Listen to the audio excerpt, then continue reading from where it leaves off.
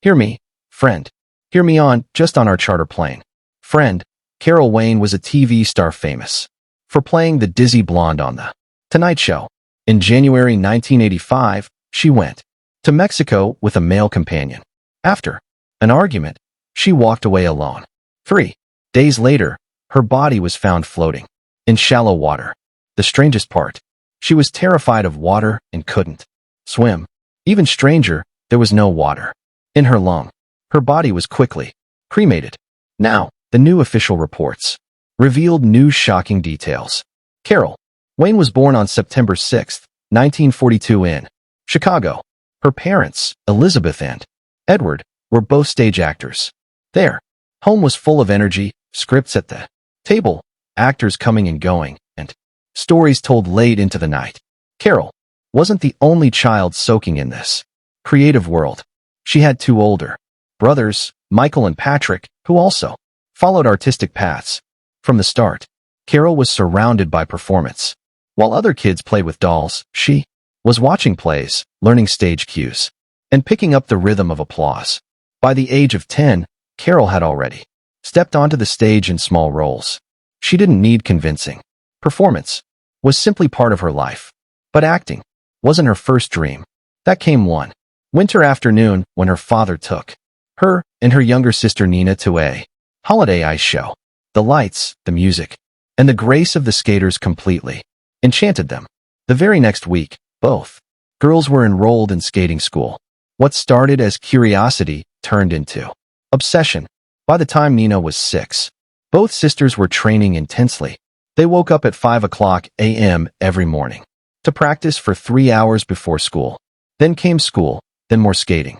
Every single day, they were skating 8 hours daily while still doing their homework and trying to keep up with school life. Their parents supported them the best they could, hiring top-tier coaches, making sacrifices, and traveling to competition. The effort paid off by their teens. Carol and Nina were winning contests across the Midwest. Crowds loved them. So did scouts. In 1957, everything changed. Carol was 15. Na was 14. Talent scouts from the Ice Capidities spotted them at a regional event. The Ice Capides wasn't just a show. It was America's biggest touring ice performance, a dream for any skater. The offer was massive, but it came with a catch. They had to drop out of high school. With their parents' blessing, they said yes. The Wayne sisters hit the road, joining a 42-city tour that stretched from New York's Madison Square Garden to Los Angeles Sports Arena. Audiences adored them. They performed twice a day, rehearsed constantly, and traveled nonstop. But in 1959, disaster struck. During a routine on stage, Carol's skate hit something on the ice, likely a penny thrown by someone in the crowd. She went down hard. Her knee shattered. She finished the tour, but the injury left a deep 5 inches scar and ended her skating career. She was just 17. No high school diploma, no backup plan, just a broken dream and a deep sense of loss. Carol later said, "They were just 2 pretty girls with no education, unsure of what came next." With skating behind them, Carol and Nina turned to another stage, Las Vegas.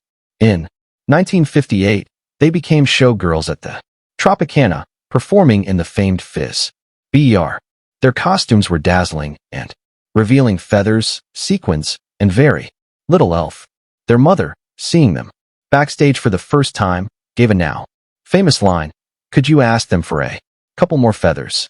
Carol often laughed about that moment, but the contrast was real between the quiet theater days of her childhood and the bright, brash world of Vegas glamour. Showgirl life wasn't just about sparkle. It opened doors. Carol and Nina started making trips to Los Angeles, networking, auditioning, and inching toward new dreams. Then came a night that changed everything. In early 1965, after a Vegas show, the sisters drove straight to LA and ended up at a party full of Hollywood producers. Carol stood out.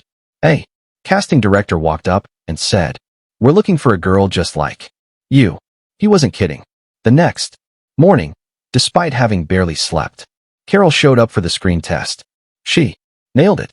Her high-pitched voice, natural timing, and charisma clicked. She got the part. Around that same time, in early 1965, she met Laredo Larry Sierra, a businessman who frequented the Tropicana. Sparks flew fast. 8 weeks later, they were married at the Little Church of the West in Vegas.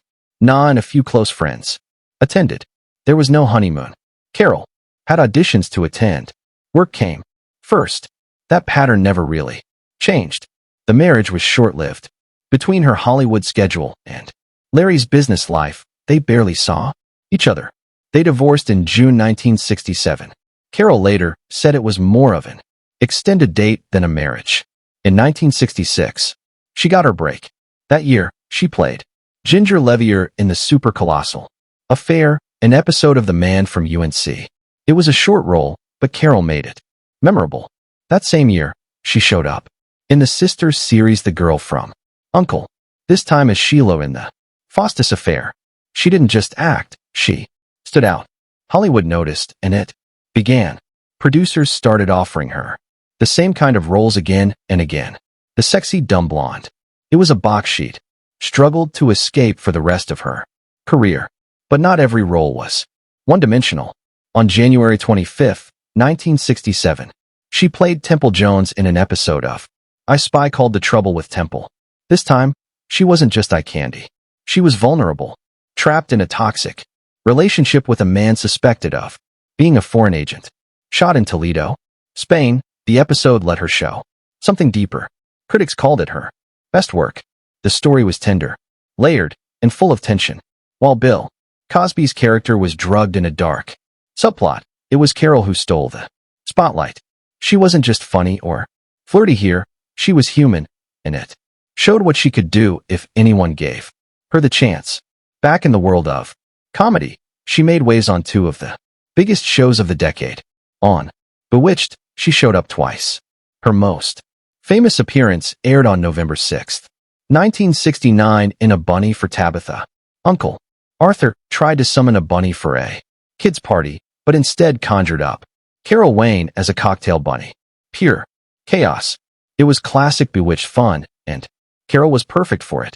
She'd also popped up earlier as a sweet but ditzy brunette in the Season 2 episode, Disappearing Samantha. Around the same time, she appeared on I Dream of Jeannie as Bootsy Nightingale. Bootsy was a pink-obsessed movie star. Pink dress, pink dog, the whole fantasy.